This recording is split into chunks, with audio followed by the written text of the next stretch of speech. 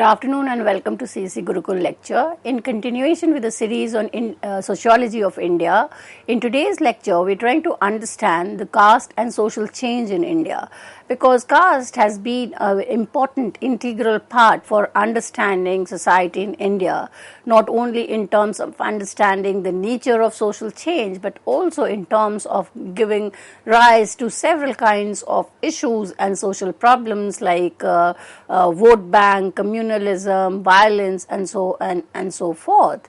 Therefore, the understanding of caste and social change has been subject to research and debate by several social scientists, and it is kind of considered as the oldest concern of social sciences. And so it begins even in terms of understanding Asian civilization, Hindu civilization, to understanding colonial rule, post-independent period, and even today it is kind of very significant.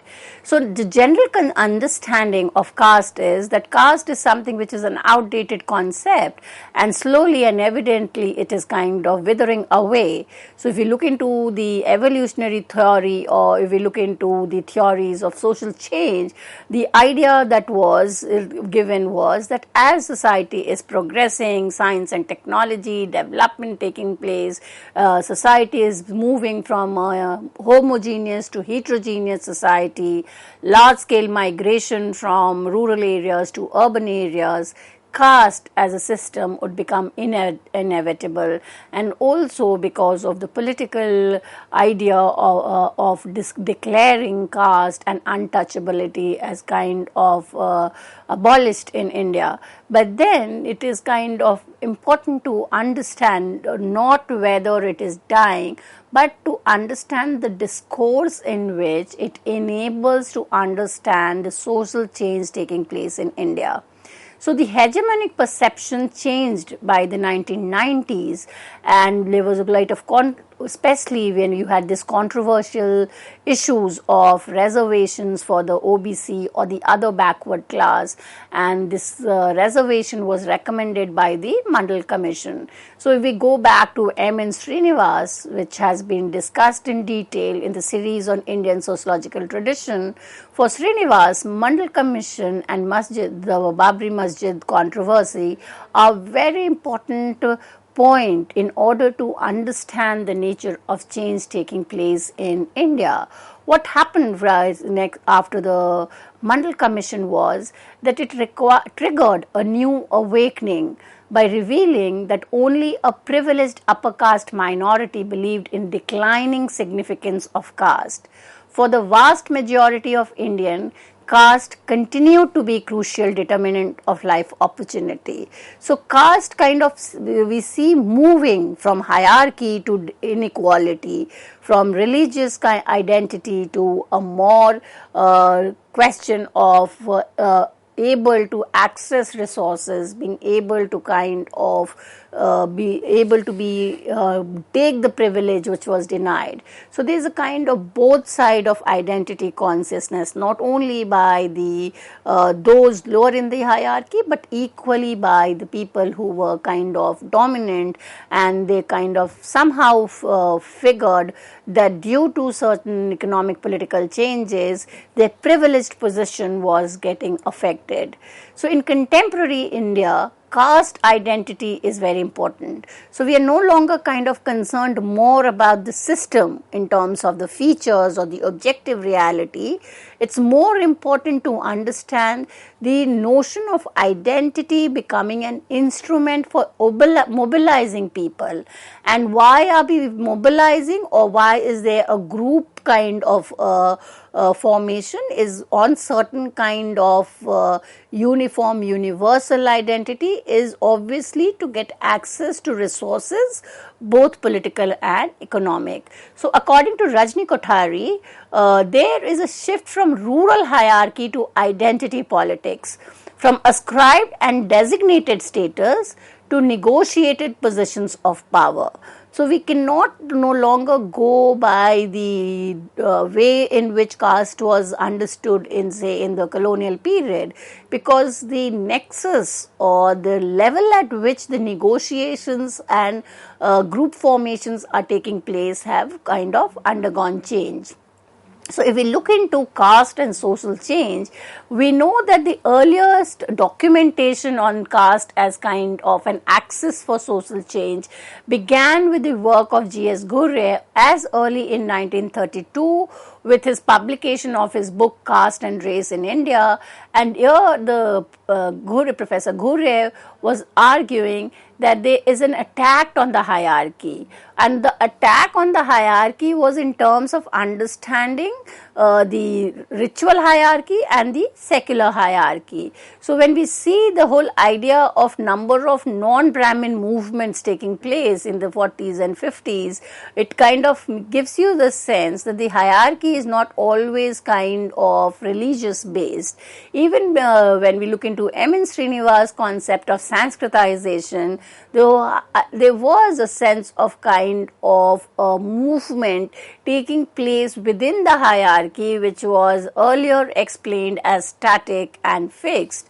So the mobilizations around caste started taking place as a kind of collective sentiment, and that was important to understand consciousness. So if we kind of look into Durkheim's understanding of consciousness around a collectivity, around a totem, it becomes that the caste becomes like a very synonymous to totem, where people are organized around it and building a community which would then demand certain rights and privilege.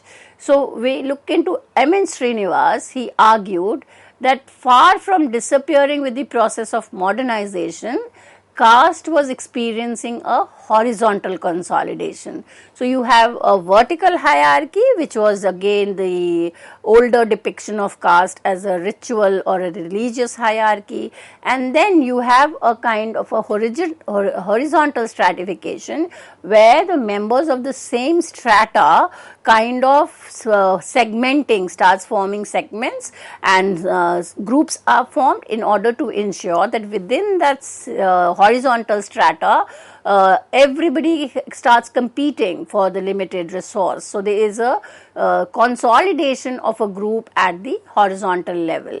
So he gives example of caste hostels, hospitals, cooperative society. These becomes structured around caste, and these are features of urban India. So when we look into the study on in terms of social change, another sociologist who becomes relevant is the work of Sharma, K.L. Sharma, who studied the Rajasthan society, and he mentions two kinds of change. One is a structural change and the other is the peripheral change. So the structural change implies process like abolition of Jagidari and Jamindari. So you had this abolition of Jamindari, there were a lot of land reform systems. So it kind of took away the hegemonic economic position of the dominant caste or the upper caste, and then you kind of had this idea that it could become more egalitarian. And then the other level of structural change was the constitutional provision of adult franchisee, panchayati raj. So there was a dispersion of power, so it was kind of taken away from those who enjoyed the privilege by the fact of being on the top of hierarchy, and it was just kind of sent as distributive. The second level of change was peripheral changes, which implied establishment and constructions of modern schools, roads and migration. So these peripheral changes was also hinting at the idea that the modern contemporary society was more kind of heterogeneous, where the caste identity or the group in which one was born was not the determinant of occupation. So you could go into a school irrespective of the caste to which you belong. You could apply for a job in the public sector, and therefore it was kind of changing the nature of caste system. When we look into the sources of change, so change was happening place, there were different ways in which change was conceptualized. So when we look into the source, we see that we cannot any longer look into the ritual level of change. We need to move away from there and look into the political and economic sources. So according to Surendra Jodhkar, some of the factors for radical change in the institution of caste system are number one, he identifies three.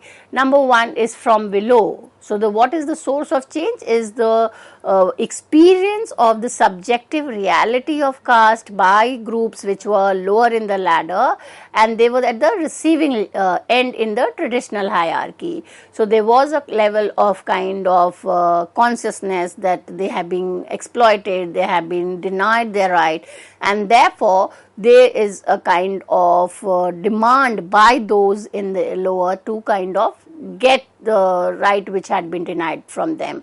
Then there is also the emergence of change from the above, and the level of change from the above would be the political economic changes. The important was the constitutional provision and state policy which kind of identified caste system as the basis of inequality and exploitation, and therefore took steps or framed policies and programs to ensure that those at the margin of the traditional hierarchy are given access for political and economic changes.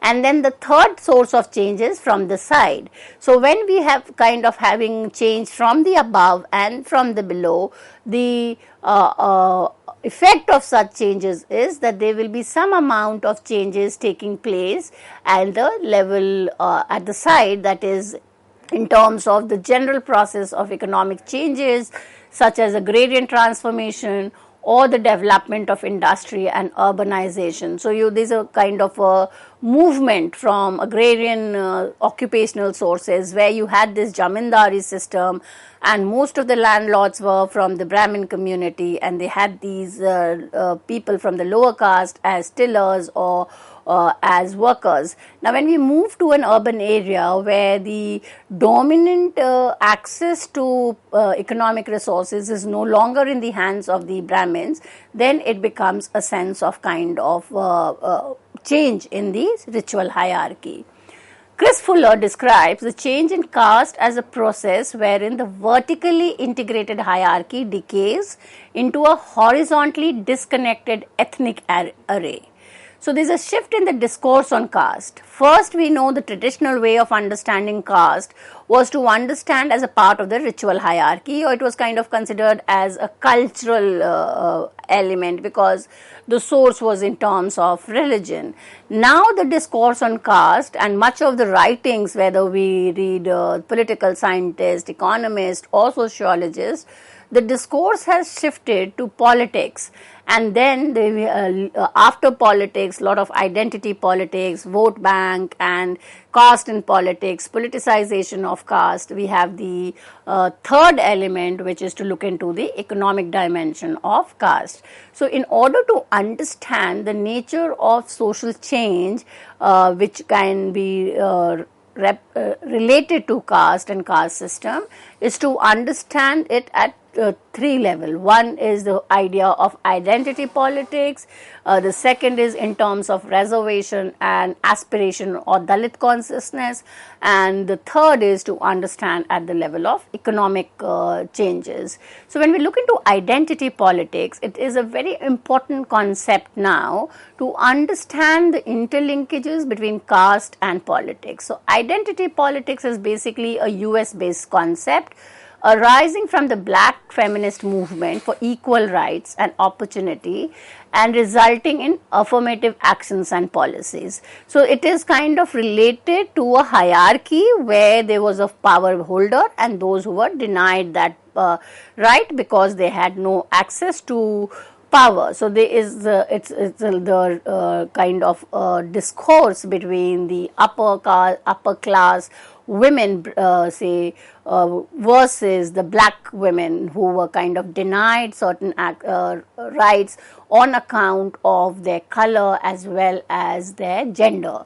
So, when we refer to it in terms of applying identity politics to caste, we see it was understood as a struggle for justice, identity based politics, because the entire hierarchy is actually seen as a power relation. So, those who have power and those who are denied of it. So, there is a kind of a conflict or contestation in between the two.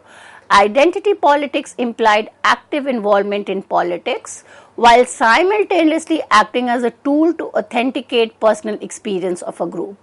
So, in post-independent India, caste has become a vehicle of political mobilization among the underrepresented poor majority and hence the deepening of democracy in India.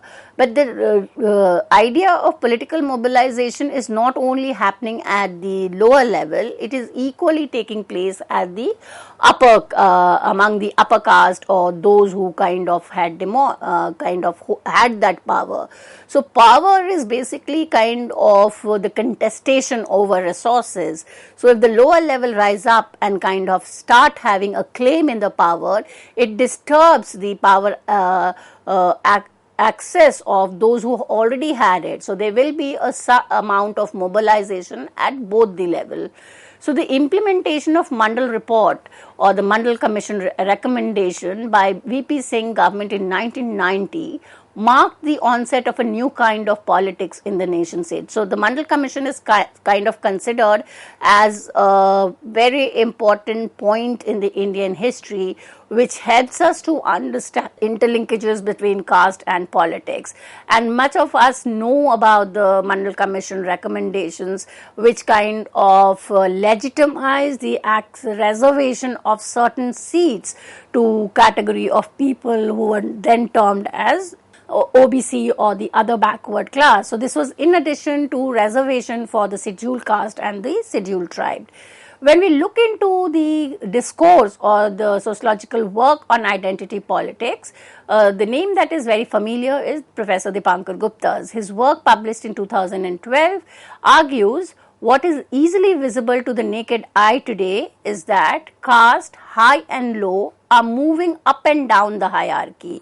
So this hierarchy, which was visualized or portrayed as fixed, as static, is actually not no longer valid, and there cannot be a kind of a movement which we can say it is either upward or downward. So these concepts of Sanskritization, desanskritization becomes relevant into understand the mobility taking place within the caste system. So hierarchy is no longer reckoned in the ritual term, and it has to be kind of understood in terms of also contextual. So you do not have a universal, uniform way in which you can identify caste and the relation between politics. So we know that in the if we kind of again go back to Professor Gupta, he says that when the economy kind of closed and there was a rise of democratic politics, that is post-independent India, the nation states comes in, it kind of imbibes in individual competitiveness, you know. So you have these large-scale public enterprises being set up, and jobs and the most of the industries and establishments were set up in urban areas. So we also see a large scale movement from rural areas. Agrarian jobs were no longer attractive, and people were moving towards urban areas with the aspiration that would be a more egalitarian society, and therefore it could kind of lead to the collapse of the ritual caste identity. So you move from hierarchy to competitive relations, and this traditional relation of socio-economic interdependence becomes more competitive models of social interaction. Professor Deshpande argued that breakdown of the caste hierarchy has broken the traditional link between caste and profession and released enormous entrepreneur energies in the South. So it is no longer to be defined as a hierarchy, but in terms of political friction, competition between one group and the other. So the important part when we look into identity politics is to understand affirmative action and reservation policy, because there's a lot of debates in terms of understanding the relevance of reservation policy or the way in which it has kind of led to segmentation within the categories of OBC, SCs and STs. So it kind of has been understood as a kind of system of discrimination and the vision of India as a nation to do away with social economic inequality was to create quota or policy of reservation based on affirmative action, that those who had been denied their rights over certain periods of time had the right to kind of come back and be given those rights. So it was within the framework of progressive nation that policies or quotas were given to individual to participate in political and economic life. So the justification of upholding reservation was from the fact that community lacked viable marketable assets. And why did they lack these assets? Because they were always denied that access, because they were fitted into that ritual hierarchy where they were not kind of considered suitable for enjoying certain privilege and resources. So the idea that those in the lower in the hierarchy were denied education, they were denied proper mental development in terms of being always doing the menial or the unclean work, and therefore the overall progress of that community was affected because of the deprivation, because of the denial of resources to them, and therefore it kind of was needed that if you needed a society which was social, cultural, economically egalitarian, then the disability had to be done away with, and the disadvantage in which the communities were had to be removed, and therefore you kind of had this vision of protective reservation or affirmative action. Why affirmative? Because it was a step to affirm the rights that the people had denied, to have the ability to be part of the society, which was kind of ensuring that every individual or every citizen in the nation had the right to education, had the right to participate equally in economic and political process. So the politics of affirmative action has strengthened the power of lower caste with reservation in government job and higher education. So at one level it has strengthened the power, but at the other level it has also kind of created a sense among the upper caste in sense of being denied the resources that they enjoyed for a long period of time. So the reservation policy based on caste, however, contains a paradox. It is notable that a kind of classification of caste group they employ is almost the same as in the colonial Brahminical caste hierarchy. So whether we kind of accept the model created by it or not is problematic, and therefore the affirmative action policy just label the ritual hierarchy in a different terms, and they used certain terms like scheduled caste, scheduled tribe, which was argued by many social scientists was similar to the model created during the colonial period. So that is how we look into caste and political nexus. Then we move to caste and economic disparity. So caste order is characterized not only in terms of contesting notions of hierarchy, because when we look into the hierarchy, it's obviously the politics and power of those who have access and those do not have access. But in order to conceptualize caste or the nature of change that is taking place, we need to look into the issues of inequality and poverty. Ashwini Deshpande points out at the continuity and change in caste disparities in contemporary India. Now, this continuity of caste disparity is at the level of economic. She argues that discrimination is neither a relic of the past nor is it confined to rural area, but it is very much a modern formal sector phenomena. So, she rejects, Ashwini Deshpande rejects the idea that caste inequality is part of a rural area, it's part of the informal sector, and there are a number of studies which would kind of continue with the idea that there is a caste class nexus. Those who had enjoyed economic power and were prosperous have continued to do so despite the political changes, despite the policy of affirmative action. So, Deshpande strongly asserts that caste could be an important group identifier. vis-a-vis issue related to economic disparity and discrimination. So we therefore kind of understand the whole idea that there is the phrase called culturization of caste. Natarajan examines how caste survives the system that gave rise to it and adapts to the demand of capitalism and democracy. So this is kind of a very important understanding that caste as a system was critiqued, was subject to lot of theorization by number of reformers, sociologists, and despite that there is a persistence of it. And why is this persistence? Because it is kind of shifting from a ritual hierarchy to a political economic hierarchy, and in that context this understanding of culturization of caste becomes important. So the casteism in India is built less on biology and descent and more on the perpetuated cultural differences.